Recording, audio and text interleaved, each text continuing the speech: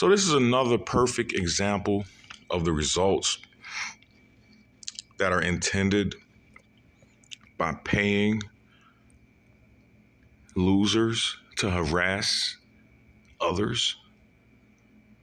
The man with the gun here was living in the downstairs apartment from these people, and he's apparently been going through the same shit I'm going through, where neighbors are purposely being paid to make the kind of noise that will drive you to want to kill. Here we go. Times on his neighbors over noise.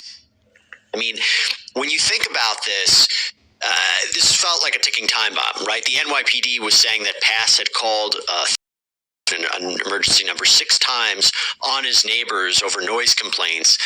The chief of detectives, I should say, said that these were noise complaints, basically people walking. The apartment upstairs didn't have carpeting, so people were walking back and forth. That generated a lot of these calls. Apparently, Pass would bang on the ceiling, Matern banged on the floor. The building's management had said that there were so many complaints, they had recommended mediation, but that was never done. It seems like, I wonder if this could have been avoided.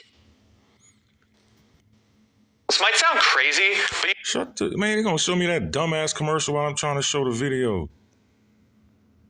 But anyway, that's the kind of shit I've been going through. I've been going through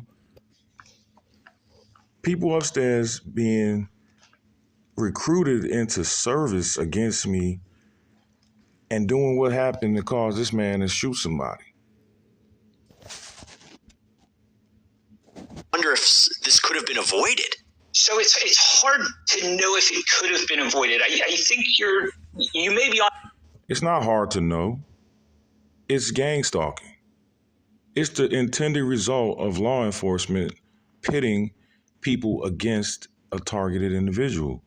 I believe Jason Pass was a goddamn targeted individual, and he had enough. They were targeting that dude psychologically, and they got what they wanted. Revenue.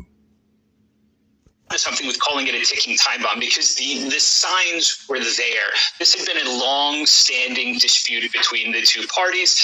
Certainly, that number of 311 calls is indicative of the fact that this is not going to necessarily resolve itself.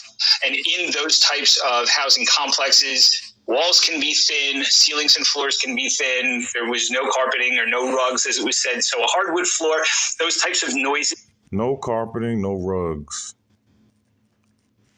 Are going to be ample, standing dispute between the two parties.